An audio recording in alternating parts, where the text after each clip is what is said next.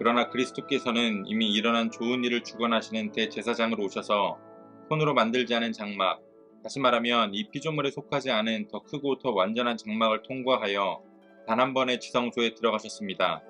그는 염소나 송아지의 피로서가 아니라 자기의 피로서 우리에게 영원한 구원을 이루셨습니다. 염소나 황소의 피와 암송아지의 죄를 더러워진 사람들에게 뿌려도 그 육체가 깨끗하여져서 그들이 거룩하게 되거든 하물며 영원한 성령을 힘입어 자기 몸을 흠없는 제물로 삼아 하나님께 바치신 그리스도의 피야말로 더욱더 우리들의 양심을 깨끗하게 해서 우리로 하여금 죽은 행실에서 떠나서 살아계신 하나님을 섬기게 하지 않겠습니까? 그러므로 그리스도는 새 언약의 중재자이십니다. 그는 첫 번째 언약 아래에서 저지른 범죄에서 사람들을 구속하시기 위하여 죽으심으로써 부르심을 받은 사람들로 하여금 약속된 영원한 유업을 차지하게 하셨습니다. 유언의 효력을 논의하는 경우에는 유언한 사람이 죽었다는 확인이 꼭 필요합니다. 유언이라는 것은 유언한 사람이 죽어야만 효력을 냅니다. 유언한 사람이 살아있는 동안에는 유언은 아무런 효력이 없기 때문입니다. 이러므로 첫 번째 언약도 피 없이 세운 것은 아닙니다.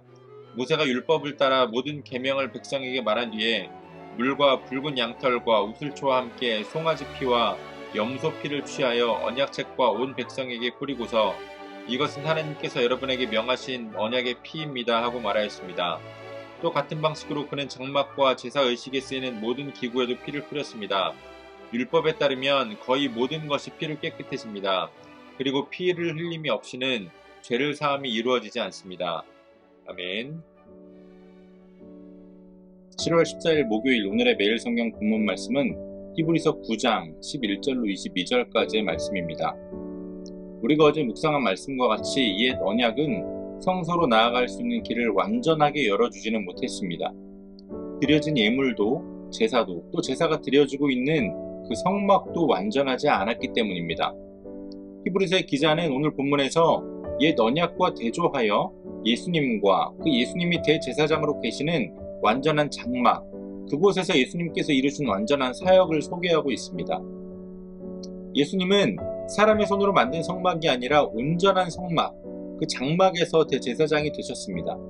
이 장막은 단순하게 이스라엘 백성들이 손으로 만든 것을 그대로 확장해서 만들어진 그러한 구조물을 이야기하는 것이 아니라 하나님께서 임재해 계시는, 하나님께서 현존하시는 그곳이 바로 거룩한 장막입니다. 그리고 그곳에서 예수님은 자신의 피를 제물로 삼아서 우리의 완전한 구원을 이루셨습니다. 우리는 물론 구원받은 자로서 그 구원에 합당한 삶을 살기 위한 노력과 행실이 필요합니다.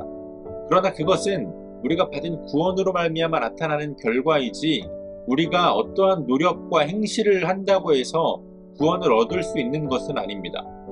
우리의 마음이 깨끗해지고 하나님께 나아갈 수 있는 길을 얻게 되는 것은 오직 예수님의 피로만 가능한 일이었습니다.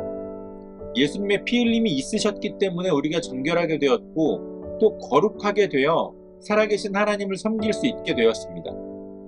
오늘 본문 15절의 말씀처럼 예수님의 피는 오늘 우리들 뿐만 아니라 첫 번째 언약, 옛 언약 아래에 있던 자들까지도 구원하는 은혜가 됩니다. 이 새 언약은 마치 유언과도 같이 예수님의 죽으심과 피 흘리심을 통해서 성취되었습니다.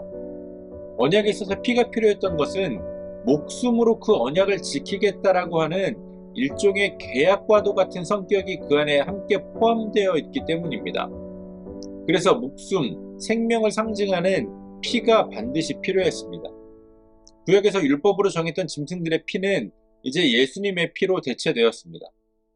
그 불완전한 짐승들의 피로도 제사를 드리는 사람들의 죄를 정결하게 할 수 있었습니다. 그리고 새롭게 대체된 완전한 예수님의 이 피는 온 세상의 죄를 감당할 수 있는 그러한 피였습니다. 피는 모든 더러운 것과 부정한 것을 정결하게 하는 역할을 했습니다. 무엇보다도 죄의 삭은 사망이었기 때문에 죄사함을 위해서는 반드시 제물의 피가 필요했습니다. 예수님은 심판받아야 할 우리의 목숨값으로 자신의 피를 대신 지불하셨습니다. 예수님께서 지불하신 이 십자가의 피로 말미암아 우리는 하나님께 나아갈 수 있는 길을 얻게 되었습니다. 히브리서의 청중들도 마찬가지이지만 오늘 우리에게도 구원을 얻을 수 있는 다른 이름이 없습니다. 삶의 모든 순간 이 예수 그리스도의 피를 의지하여 정결한 자로 하나님 앞에 설 수 있는 저와 여러분들이 되어주시기를 소원합니다. 오늘도 우리에게 주신 본문의 말씀을 몇 차례 더 읽으시면서 여러분들에게 개별적으로 깨닫게 하시는 말씀을 묵상하시고 각자의 기도로 오늘의 묵상을 마치도록 하겠습니다.